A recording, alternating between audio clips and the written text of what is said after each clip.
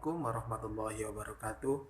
Bismillah, alhamdulillah, asyhadu an la ilaha illallah wahdahu la syarikalah wa asyhadu anna Muhammadan abduhu wa rasuluh la nabiyya ba'dah.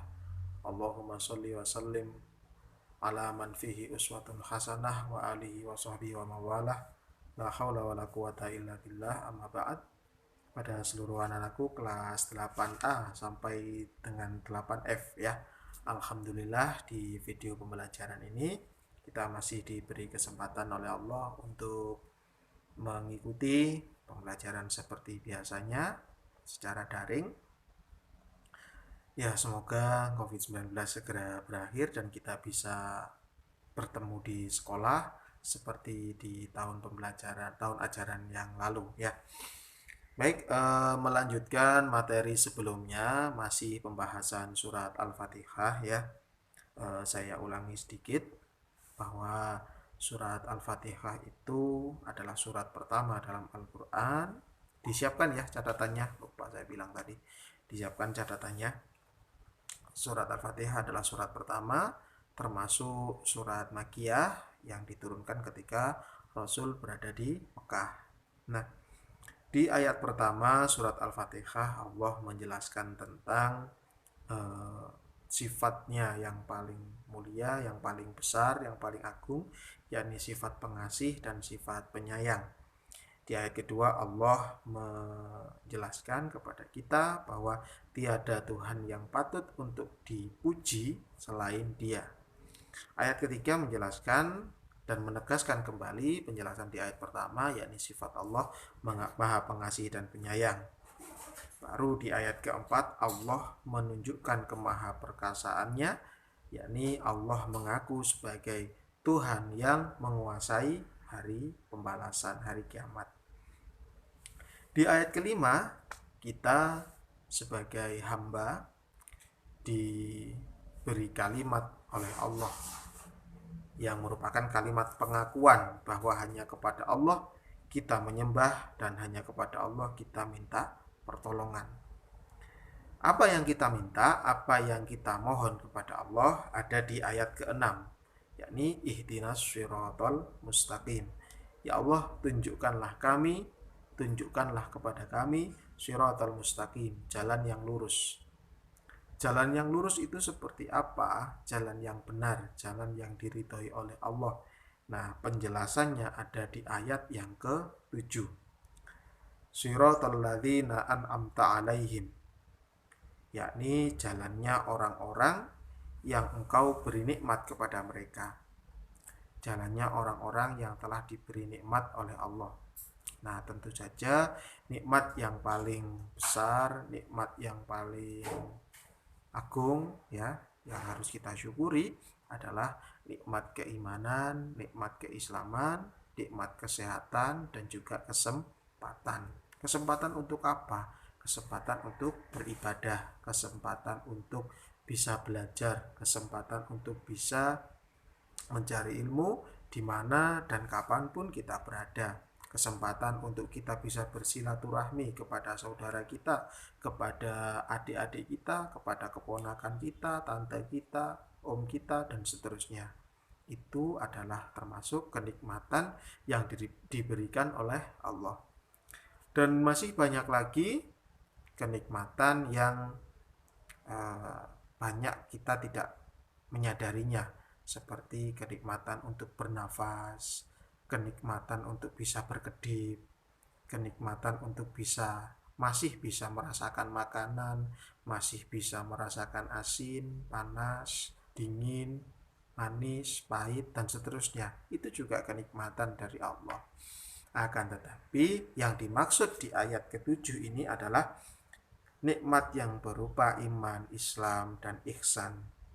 Atau bisa juga dibahasakan kenikmatan berupa ketakwaan kepada Allah. Nah, yang kita minta adalah jalan yang lurus, jalannya orang yang diberi kenikmatan oleh Allah, bukan jalannya orang-orang yang dimurkai Allah, bukan jalannya orang-orang yang dimarahi oleh Allah, dan juga bukan pula jalannya orang-orang yang tersesat. Nah, penjelasan tentang ini ada dalam surat Al-Baqarah. Nah, lebih baik kalau kalian pakai Al-Quran terjemah ya, buka Al-Quran sekalian. Karena di sampingnya surat Al-Fatihah itu pasti surat Al-Baqarah ayat 1 sampai 5. Penjelasan tentang siratal ladzina an'amta alaihim ada di ayat keempat. Nah, ada di ayat keempat surat Al-Baqarah. Ayat ke berapa ini? Bentar. Ayat 3 dan 4. Mohon maaf, ayat 3 dan 4. Orang yang diberi nikmat oleh Allah ada di surat Al-Baqarah ayat 3 dan 4, yakni Bismillahirrahmanirrahim. Alladzina yu'minuna bil ghaibi wa yuqimuna sholata wa mimma razaqnahum yunfikun. Yakni orang-orang yang diberi kenikmatan oleh Allah berupa beriman atau percaya kepada sesuatu yang gaib dan mendirikan sembahyang dan menafkahkan atau meninfakkan sebagian dari rezeki yang diberikan oleh Allah. Itulah orang-orang yang diberi nikmat. Seperti yang saya bilang tadi, nikmat berupa keimanan, keislaman, dan juga ihsan. Ihsan itu apa? Selalu berbuat baik. Selanjutnya adalah walladzina yu'minuna bima unzila ilaika wa ma unzila min qablik wa bil akhirati hum yuqinun. Al-Baqarah ayat 4. Di situ Allah menjelaskan bahwa orang yang diberi kenikmatan adalah orang-orang yang beriman. Beriman kepada ma unzila ilaika, apa yang diturunkan kepadamu wahai Rasulullah, yakni kitab Al-Quran. Orang yang diberi kenikmatan berupa keimanan terhadap Al-Quran. Wa ma unzila min qablik, dan apa yang diturunkan sebelum kamu. Jadi termasuk juga kepada beriman kepada kitab-kitab terdahulu. Wabil akhirati hum yuqinun, dan yakin terhadap hari akhirat, negeri akhirat. Jadi iman kepada hari akhir nanti. Nah, dari ayat 3 dan 4 bisa kita peroleh kesimpulan, pengertian ya, bahwa orang yang diberi nikmat oleh Allah adalah orang yang masih diberi keimanan. Kalian tahu rukun iman ada 6 ya kan? 1, beriman kepada Allah. 2, kepada para malaikat. Yang ketiga, kepada kitab-kitab suci. Yang keempat, beriman kepada nabi dan rasul. Yang kelima, beriman kepada hari kiamat. Dan yang keenam adalah beriman kepada qada dan qadar atau takdir. Nah, orang-orang yang beriman sebagaimana disebutkan di ayat 3 dan 4 diterangkan di ayat kelima, ulaika ala hudam mir rabbihim wa ulaika humul muflihun. Mereka lah orang-orang yang mendapat petunjuk dari Tuhannya, dan mereka itulah orang-orang yang beruntung. Beruntung tentu beruntung dalam kehidupan dunia dan beruntung juga di akhirat. Nah, sedangkan penjelasan dari kata ghairil maghdubi alaihim waladdallin ayat ke-7 surat Al-Fatihah ada di ayat ke-6 dan ke-7 surat Al-Baqarah. Nah, di situ dijelaskan innalladzina kafaru sawa'un 'alaihim a'anzartahum am lam tunzirhum la yu'minun.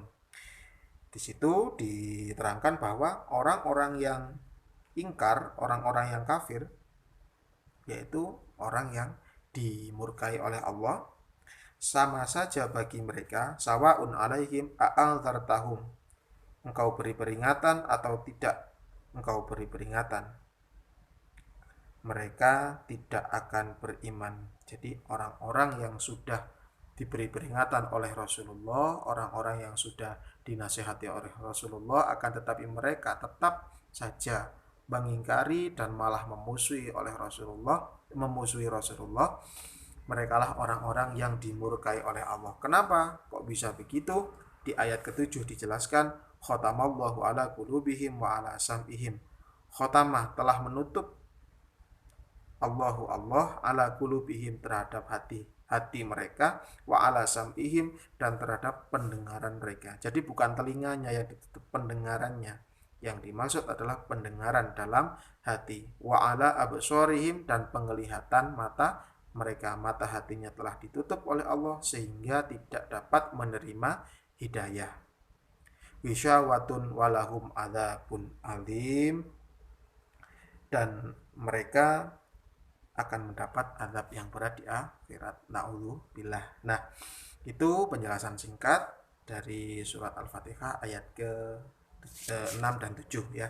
Ada di Al-Baqarah ayat 2 sampai ayat ke 7. Nah, karena ayat yang ke-6 dan 7 dari surat Al-Fatihah adalah doa, maka setelah membaca surat Al-Fatihah kita disunnahkan untuk mengucapkan amin, bukan shodaqallahul azim ya.